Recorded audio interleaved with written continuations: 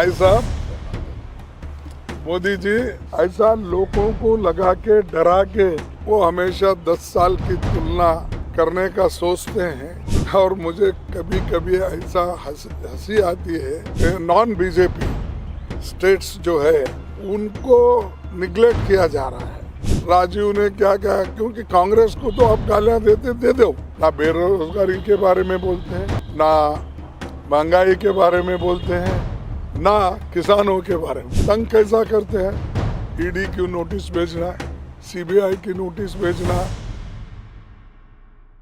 हम एक आज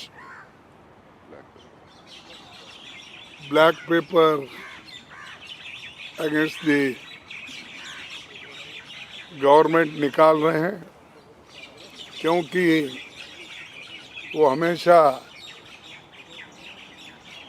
अपनी बात को पार्लियामेंट में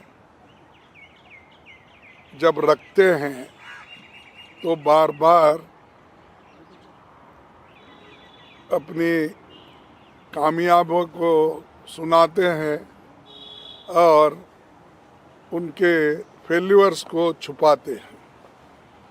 और जो हम उनके फेल्यूर्स के बारे में भी जब कहते हैं तब भी हमको उतना उसको महत्व नहीं दिया जाता है।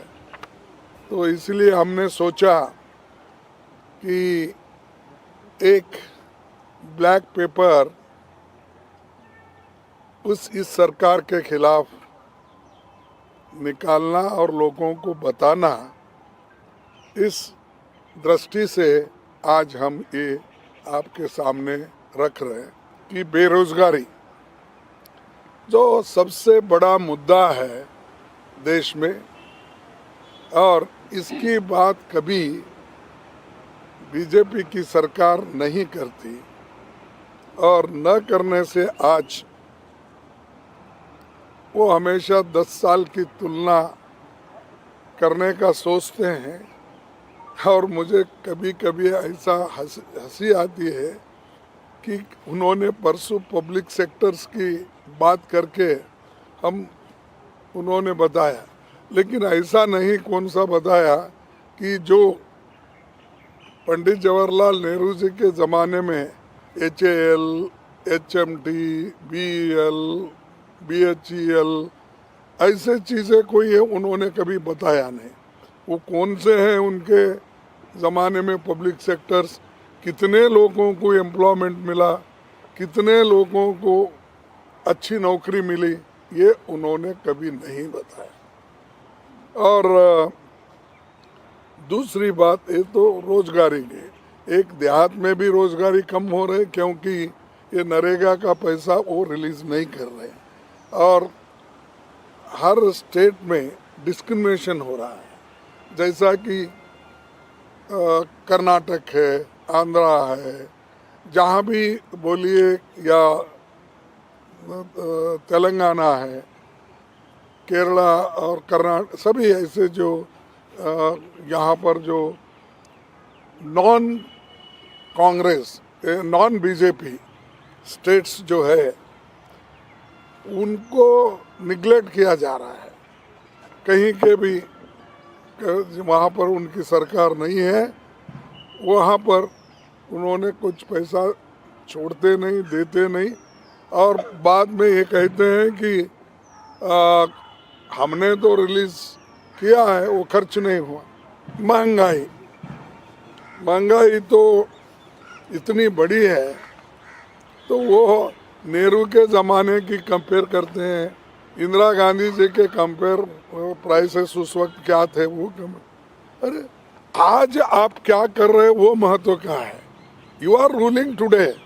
इस इन्फ्लेशन को कंट्रोल करने के लिए आपने क्या कदम उठाया, ये महत्व का है, ना कि आज़ादी के पहले क्या था, फिर नेहरू जी ने क्या किया, इंदिरा जी ने क्या किया, राजीव ने क्या कहा। क्योंकि कांग्रेस को तो आप गालियां देते दे दो, लेकिन ये मेन समस्या है महंगाई का।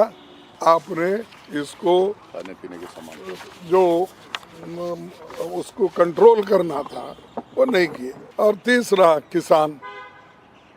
किसान का हम नहीं बोल रहे, किसान लोग तो धरना बैठे यहाँ, और किसान लोग वहाँ पर 1 साल तक बैठे, उनकी कोई चिंता उन्होंने नहीं की।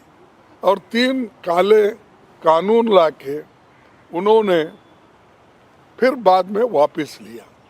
तो इसका मतलब ये है कि समझदारी नहीं है, और उससे किसानों को फंसाया जा रहा है कि एक तरफ मैं एमएसपी ज़्यादा कर दूँ बोले, मैं किसान की आमदनी डबल करूँगा बोले, कहाँ है वो सब? और ये सब बातें पार्लियामेंट में उसका उत्तर या उसके बारे में कुछ नहीं बोलते, ना बेरोजगारी के बारे में बोलते हैं, ना महंगाई के बारे में बोलते हैं, ना किसानों के बारे में। दूसरे चीज़ लाना जो इर्रेलेवेंट है, और उसी के ऊपर वो भाषण उनका चलते रहता है। तो ये किसान का मुद्दा भी बहुत बड़ा है। मोदी की गारंटी बोल रहे, ये गारंटी लिखो ना। जो आपने कहा कि मोदी की गारंटी एमएसपी थी, मैं नहीं कर सका, नौकरियां 2-2 करोड़ हर साल देना था, मैं नहीं कर सका, ये मोदी की गारंटी है ना। अब नया गारंटी निकले हैं, तो ये जो है इसके बारे में। और सामाजिक न्याय, देखिए सामाजिक न्याय वो बहुत बोलते हैं, मैं president of India schedule caste को बनाया, मैं शेड्यूल ट्राइब को बनाया, मैं फलानों को बनाया। अरे ये इम्पोर्टेंट नहीं, ये तो बनते रहते, तुम्हारे पार्टी की एक पॉलिसी रहती, हमने भी बनाया। हमने तो ऐसे नेताओं को शेड्यूल कास्ट के प्रेसिडेंट बनाया जो इंटरनेशनली फेमस थे। मैं ये नहीं कर रहा हूँ, कोई इनको क्रिटिसाइज नहीं कर रहा हूँ, मैं इनका भी महत्व मैं जानता हूँ, लेकिन अच्छे पढ़े लिखे लोगों को और अच्छे इंटरनेशनली फेमस जर्नलिस्ट थे, फिर एम्बेसडर थे, फिर वाइस प्रेसिडेंट बने, फिर उसके बाद में वो प्रेसिडेंट ऑफ इंडिया बने, वो शेड्यूल कास्ट थे।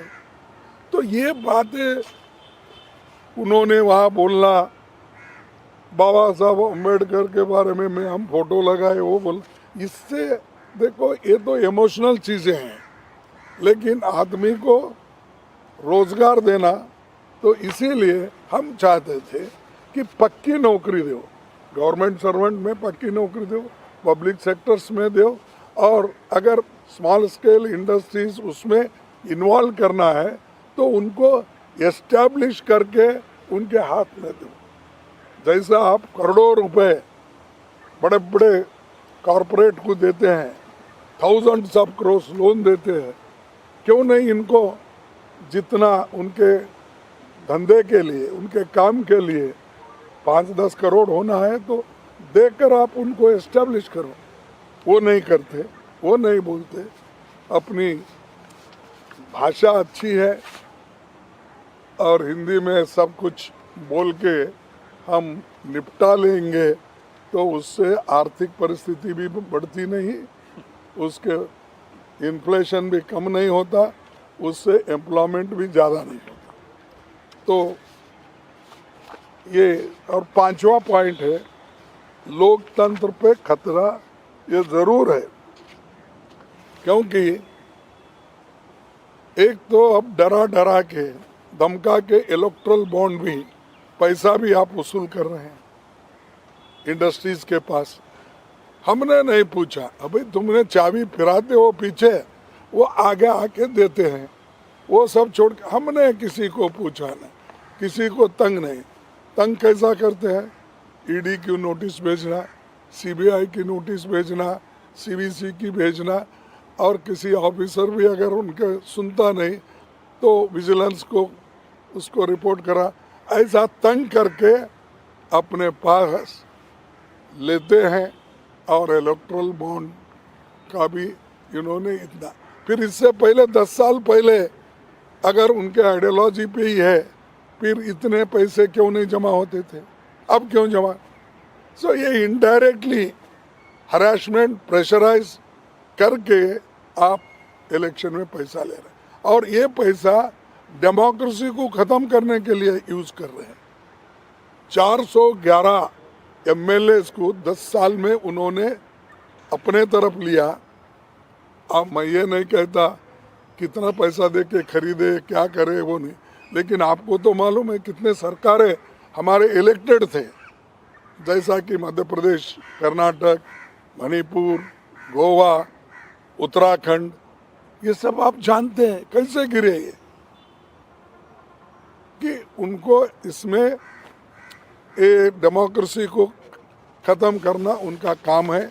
और जो लीडर बोलता है उसको एक थ्रेट, मेरे को परसों मोदी जी के भाषण में मैं कुछ भाषण किए तो मेरे को 4-5 कॉल्स आए, कोई ऐसी गंदी गालियाँ दिया, वैसी दिया। तो मैं यहाँ पर कहाँ पर हमने पुलिस स्टेशन में रजिस्टर करवाया है, जो केस है वो देखेंगे। इससे पहले भी तुगलक पुलिस स्टेशन में करवाया था, इससे पहले मैं वहाँ 2-4 महीने रहता था साउथ एवेन्यू में, वहाँ पर साउथ एवेन्यू पुलिस स्टेशन में करवाया, अपने बेंगलुरु में करवाया, सदाशिव नगर। कितना, क्यों? अरे आप बहस करो, आपकी बहस के ऊपर लोगों को कन्विंस करो। ऐसा लोगों को लगा के, डरा के हमको कमज़ोर करना चाहते हैं, तो मैं तो, हम कमज़ोर कांग्रेस वाले भी होने वाले नहीं। जनता का सपोर्ट कहाँ है? अगर जनता का सपोर्ट होता तो पूरे देश में चीफ मिनिस्टर तुम्हारे ही होते थे, ये गिरा गिरा के चीफ मिनिस्टर नहीं बना सकते थे। और यहाँ से जो कांग्रेस वालों को अपने ले रहे हैं, लेकर जो सरकारें बना रहे हैं और उन्हीं से गालियाँ दिला रहे हैं, नेहरू जी को, इंदिरा जी को, सोनिया जी को, राहुल जी को, जो अपने पदयात्रा कर रहे हैं उन्होंने। भाई साहब, मोदी जी, आप जब चीफ मिनिस्टर थे गुजरात के, आपने पूछा केंद्र सरकार उस वक्त के यूपीए गवर्नमेंट को कि 50% टैक्स स्टेट को मिलना चाहिए, और उन्होंने ये भी कहा टैक्स नहीं देना चाहिए अगर हमको नहीं मिलता। ये भी उदाहरण उन्होंने दिया, 48,600 करोड़ मैं टैक्स देता हूँ गुजरात, और मेरे को 2.5% वापस मिलता है। फिर ये डिवाइड की बात हो गई नहीं। ये लोग अगर दूसरे पार्टी के लोग बात कर रहे हैं तो आपने तो खुद बोला चीफ मिनिस्टर होके, और वही बात अगर दूसरा बोलता है वो देशद्रोही होता है, वो देश तोड़ने की बात करता है। तुम क्या करें?